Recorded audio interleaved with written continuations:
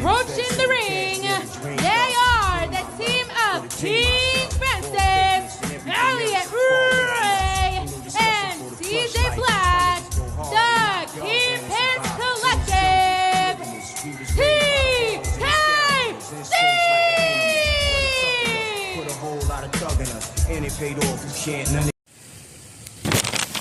All right, everybody. I am here with the TKC, but I would like to give everybody the opportunity to introduce themselves. So I'm gonna have to. You sure you want me to be the first one? We might be here in a minute. You sure you want me to be the first one? Ladies and gentlemen, boys and girls, players and playettes around the world, it is he, King Francis, repping that TKC. You already know what it is. Richmond, California champion, reigning defended, undefeated. And we got. All right, let's. It's not as illustrious as my brother in arms here, but we got Big Pusher, the star of the West, the big boss of the West Coast, the Titan, the Sentinel, and your new Wrestling for Charity champion. Yeah, Pusher Man, Elliot, right? Yes, sir. Yes, sir.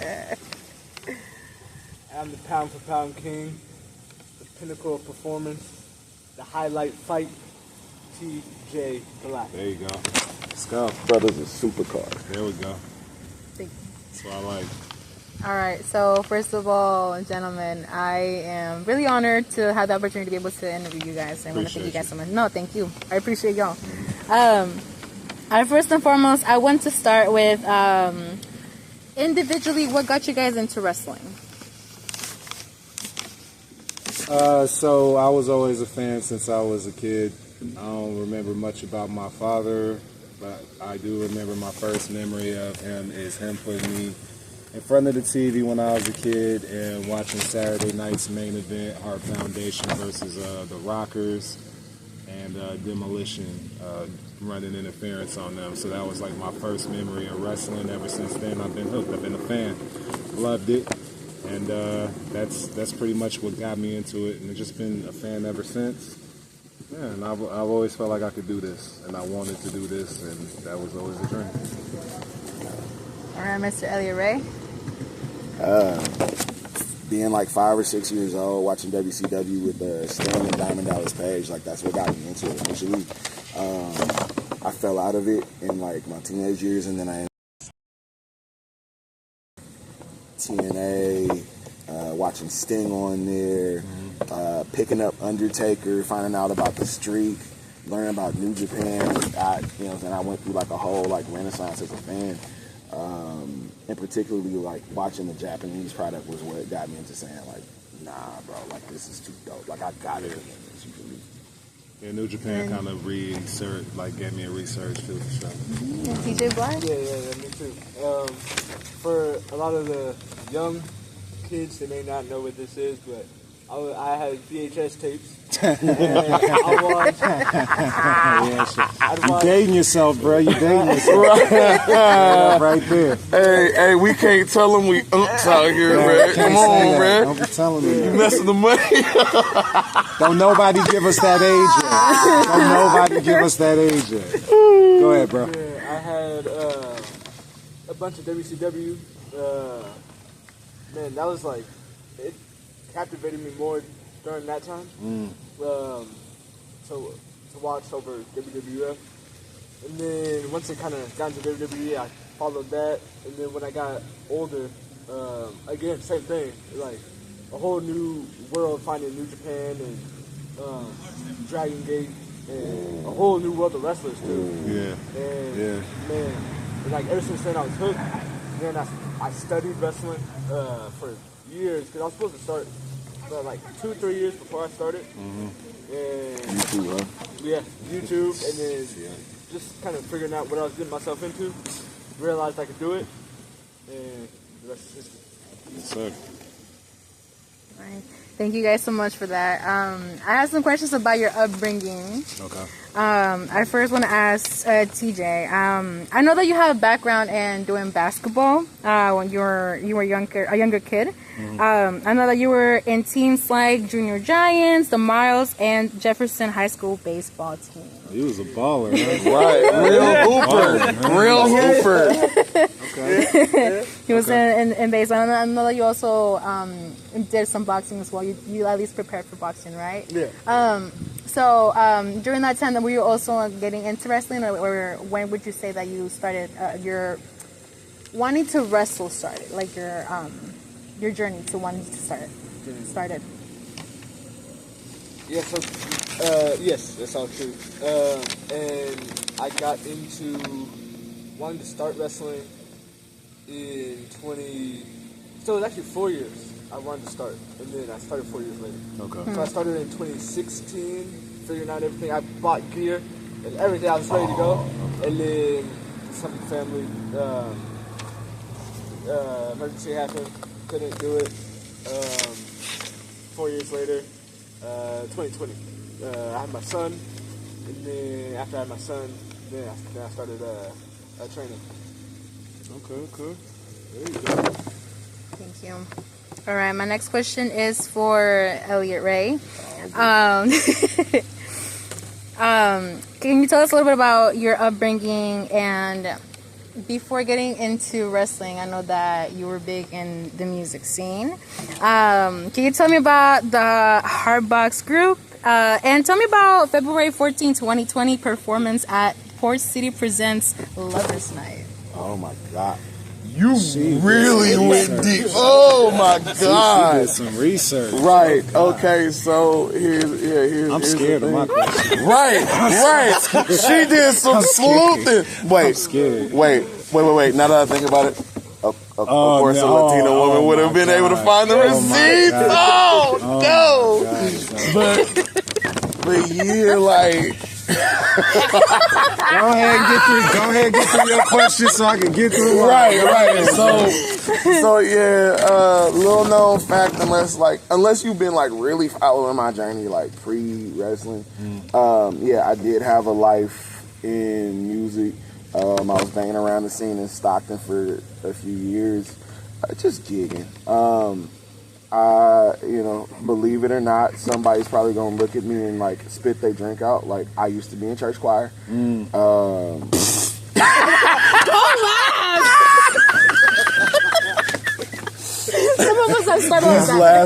laughs are gonna be horrible on this mic. But yeah, like I did church choir for some years.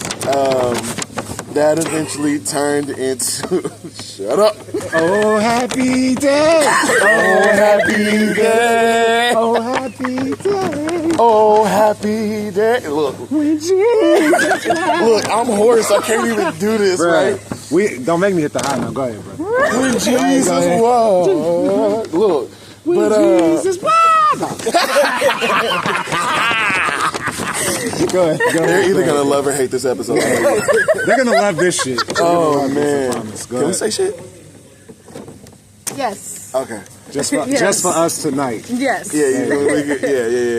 TK. I'm gonna limit it. There's only one bleep you gotta do. There you go. It's all good. Hey, we can pay the fine. Okay, let me get through it. Yeah, so I was gigging for a few years. Shout out to Stephon White. Shout out to Morgan Johnson. They've been my aces for as long as I've been in Stockton, and they were always like very serious about it. Music and wrestling were both two things that I kind of looked at my life and was like, you're going to do this or you're not, but are you going to be happy if you don't? And so, yeah, that's really what it was. I was gigging around for a minute. Through those two people, I got tapped into the local scene, did some gigs, did some open mics. February 2020, I was working at Port City Bar and Grill. They were always showing love to me and my brother Steph, getting us lined up with shows. Morgan was always on her executive tip, as well as being a performer herself, so she was always putting together shows herself. So she was building the platform that she would, that she would perform on, and she was always bringing her people through. So I had a nice little thing going where, like, me and my folks, like, we'd all be separate artists, but we knew each other's material to the point where we'd all be at the same shows, and we can play background and sing background for each other's songs if need be. It was a dope little thing. Okay. It was just one of those things where also, like, I love it so much that I wanted to do it to a level of excellence, you know? And so I kind of took a step back from it. We'll see if I get back to it, though. I mean, I did a project last year that was dope, so. We have seen you with a couple of songs, Elliot, so. Man. We definitely want to be able to, you know, see you get back in the music scene. I think that'd be pretty good, you know? You know. The more you can do, the more you can bring to the table, and the more gigs you might get, right? Maybe if I can take a step back from big pusher activities, I might be able to do music. With all the winning these titles and stuff, you feel me? Like hey, man, look. You don't look like that, dog. As you are. All right. I know that TJ, you started training at East Bay Pro, right? And then I know that both King Francis and Elliot Ray started at the Pro Wrestling Revolution. She did her research, bro. Damn. I'm sitting up there like, she gonna say it? She gonna say Oasis. I thought she was gonna say Oasis. Right, that's go for it. But how do you guys feel about where you guys started training now, as well as where you are today, and how that has helped you become, you know, who you guys are today as athletes? Yeah, Elliot, answer that question first. Yeah. So, the Kingpins Collective essentially had its genesis at Pro Wrestling Revolution. I met King over there, and me and him like really just like hit it off the bat because so just brief story time for anybody who doesn't know. Pro Wrestling Revolution is a school and promotion based out of San Jose. They mainly run Lucha Libre.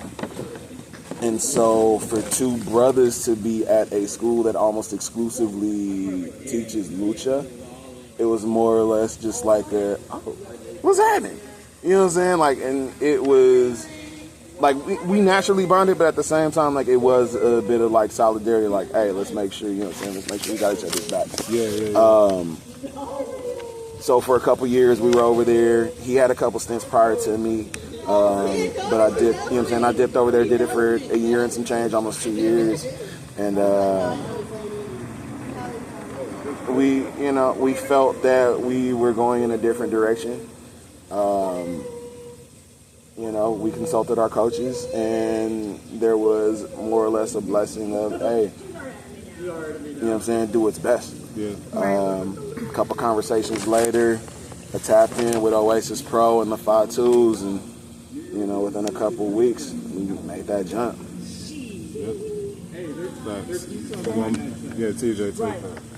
And then, and for me, I started training at East Bay. It was kind of the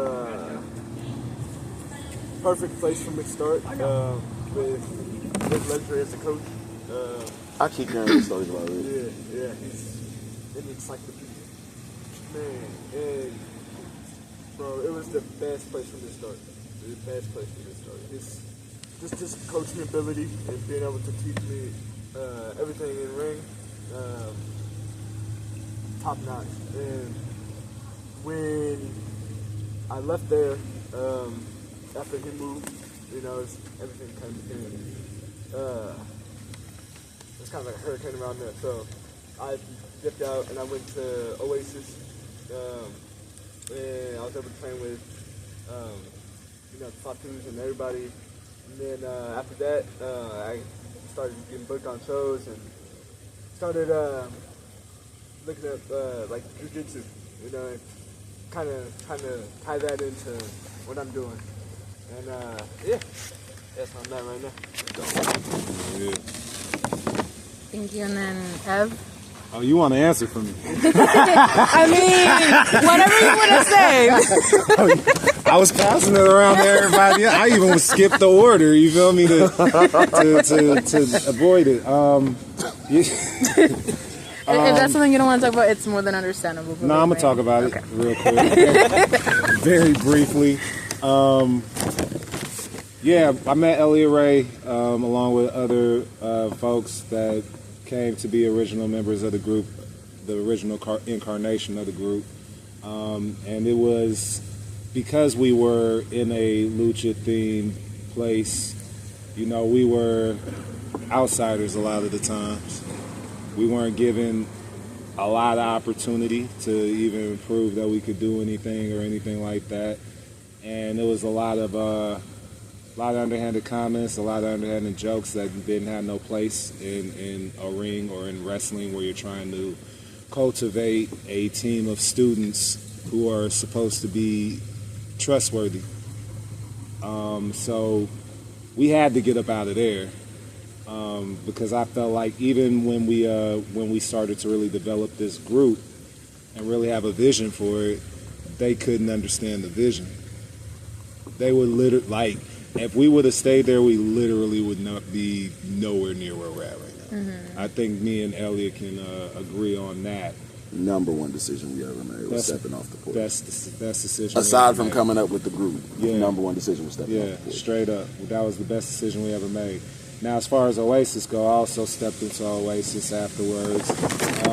I actually loved it there. I loved my time there, loved the experience. Jacob Fatu is like a cousin to me. Really got to train with him, pick his brain, and he got to pick a little bit of mine on some different type of shit too. We just got to talk to each other about common struggles and things like that. So it went beyond wrestling. That's a real dude. Oasis is a great place to train. Family spot. And so, yeah, I most definitely don't have no problems over there. I think that us going over there gave us the edge that and the freedom of style that we needed.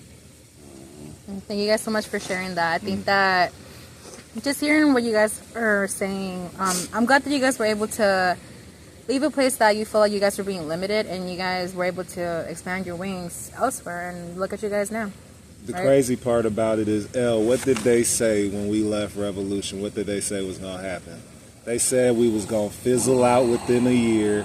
We wouldn't last. This group had no legs. Nothing, like everybody was saying. But that's because you don't understand what people want, and you don't understand the culture. Shout out to that movie Sinners. See, no vision. No vision. And now look at us. You feel me? 1 year in. Let's just you talking about we fizzling out. I feel like we sizzling up. You dig? Like we're clacking bottles again. You know what I'm saying? You feel me? So yeah.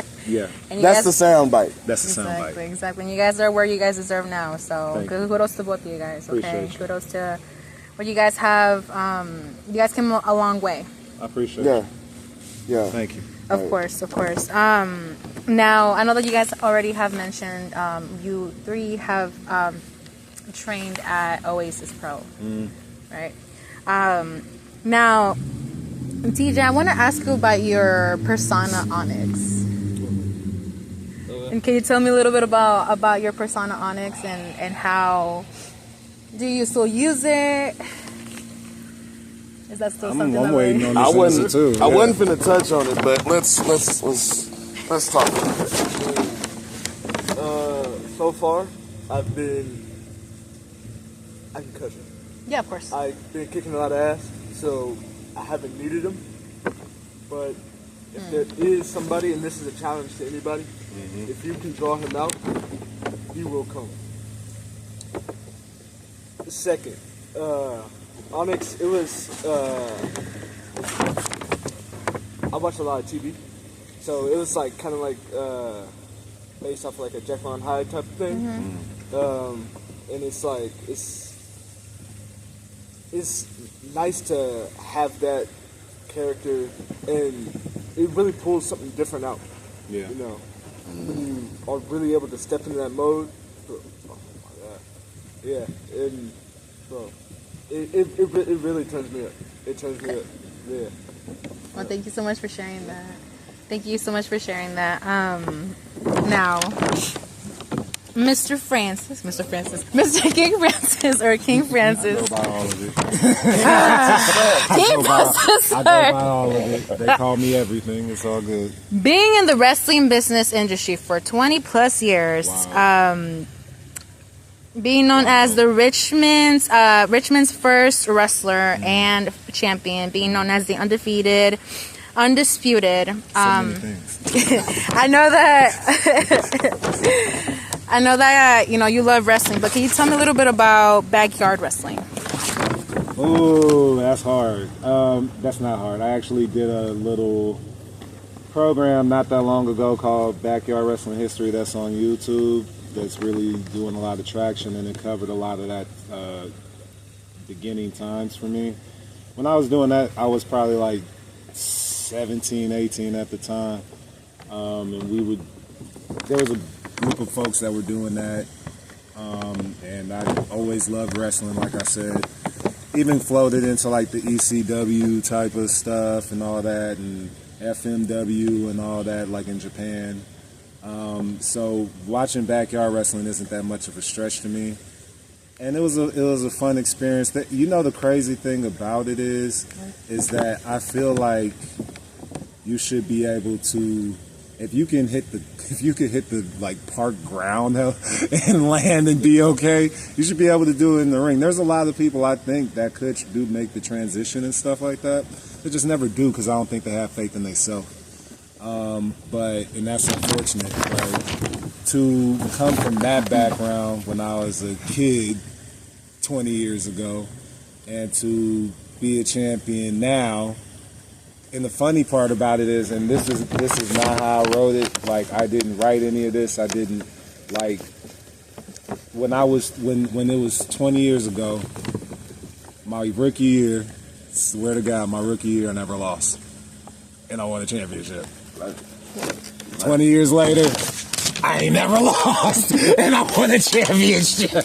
So it goes without saying, I'm proud of my city, representing my city, and I'm proud of my heritage. There's a lot of people with high being from that background, that backyard wrestling background. Mm-hmm. I'm not ashamed of that. Well, of course, because it's made you the King Francis that we know today, and it's thanks to that, right? To that upbringing, right? It most definitely gave me the foundations to be where I am right now. Made you hard. For sure. Right. For sure. Now, okay, King Francis, can you tell us about Go to Work Fitness? And how that started? So that's a multifaceted thing. That's one of my businesses. Go to Work Fitness it's a gym that I own, El Sobrante. Been open for I've been operating Go to Work Fitness for 15 years. The gym has been open for 10 now. Served hundreds and hundreds and hundreds of clients over that 10-year span.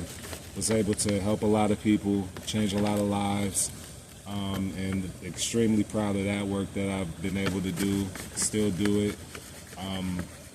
And also, we have the world's first fitness variety show where we were doing workouts. I was doing workouts. I was going to restaurants. I was and reviewing the food, interviewing the owners, right? Interviewing athletes.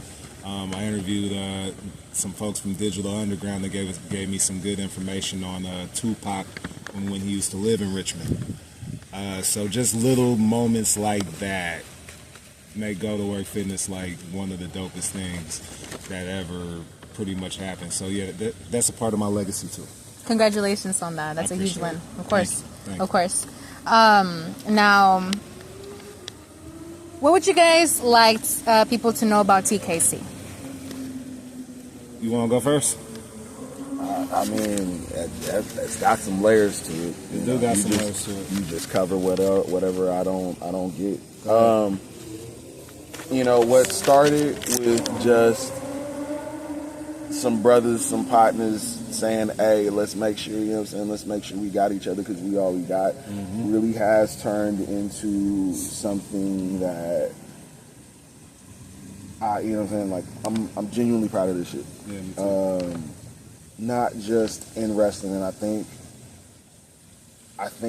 Francis, understood, if I'm doing this, this has got to be, some mogul, power, BMF type shit. Yeah.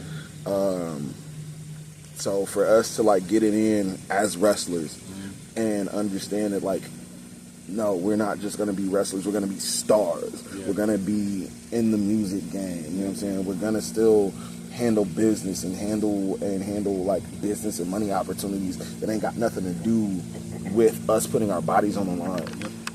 And just essentially like try and find as many arms as possible to make this something viable and to make this something that shows like we are more than just this, or more than just the music we listen to or the clothes we wear.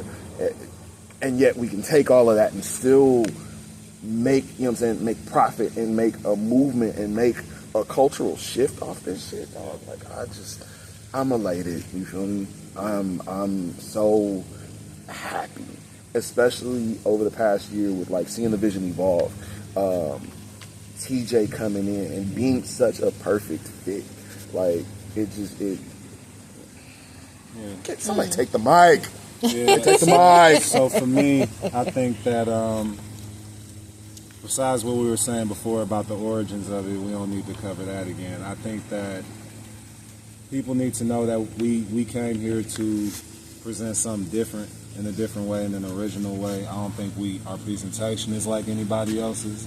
I don't think the way that we come out is like anybody else's. I don't think the way we dress, the way we carry ourselves. Like I feel like, you know, he was just talking about, like, he referenced DMF and all that. I feel like it's a little different for me. It's more so like we're the firm almost, because everybody here is capable and they on top of their game. And when we unite, can't nobody stop us.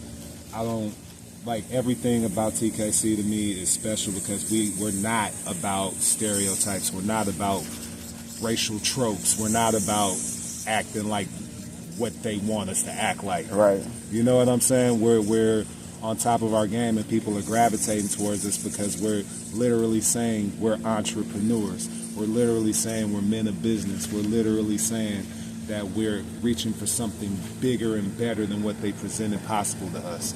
And that's what this is about, and that's what people need to know. And you know, the crazy thing is, if you look at it, you see it in the reaction tonight, where a lot of people would label us bad guys because of a lot of things we do. Do you feel like that reaction was a reaction for bad guys tonight? Not at all. A lot of people were saying TKC. And so my point is that I think that people resonate. The Kingpins Collective is for the children. Yeah. Thank you very much. I loved it. And the crazy thing is you know, we have a lot of amazing growing fans actually that are really starting to get behind us regardless of what we do. I just clocked somebody in the head with an excrement stick tonight and got cheered for it. You feel what I'm saying? I don't know that many wrestlers who could do that, so I think we have a unique dynamic and a unique relationship with the audience, and I think that's what people need to know. Yeah. If you with us, then you with us. If you ain't with us, then you know where you can go. You feel me? That's about it. Or you could just watch from the crowd and you still have to watch us, right? Or you can still go. You can still go to hell. But like at the same, you can still go to hell. You feel me? If you don't But you'll be doing it with a ticket. Yeah, Exactly. Man, for me, man, it's a brotherhood and it's real. And we got each other's backs inside the ring, outside the ring. Mm-hmm. And you know, I told them, man, they made this business fun for me again. It's been 5 years, and they made it fun again. And yeah, it's just so much character-wise that I'm learning. You know, just being with these guys. Not even them telling me nothing, just being around them. Mm-hmm. You know, just picking up on things. And outside the ring, you know, being about business. You know, you know, making each one of us a brand under TKC. Yeah, right. That. Everybody eats, everybody wins. Exactly. And I'm really glad that it like the guy said, they found you being like the perfect fit for TKC. Mm-hmm. I know that obviously being in the wrestling business for like a long time now, right, guys? TKC has been together for how many years now? We originated 2 years ago. Yeah. And then we debuted last year. Mm-hmm. So 2 years active for us, 5 years for him. We found each other the last, 8-9 months. Mm-hmm. Right. Really started to cultivate a plan. And it all came together. Yeah. And I'm really happy to hear that you guys all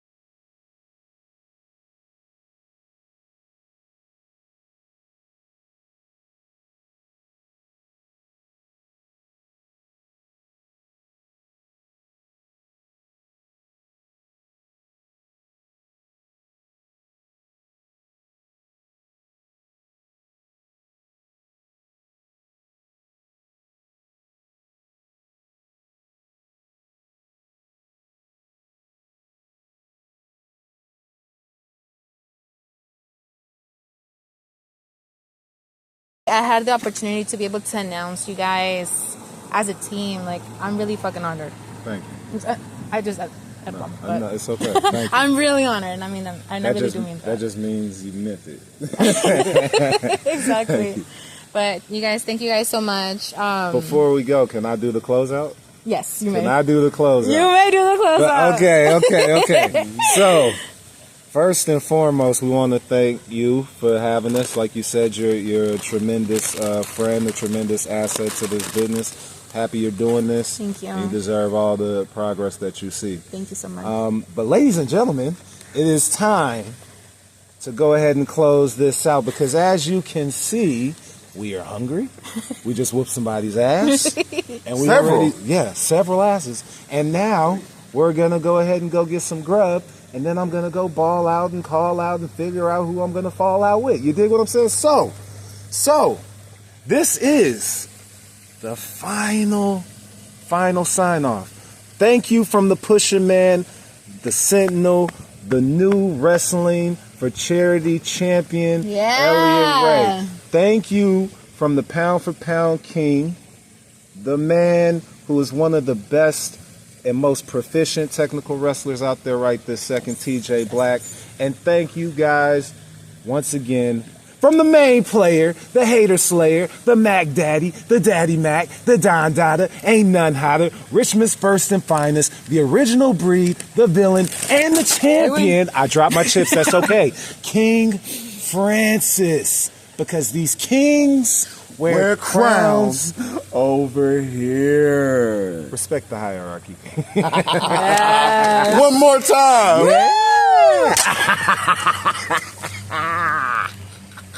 All right, y'all.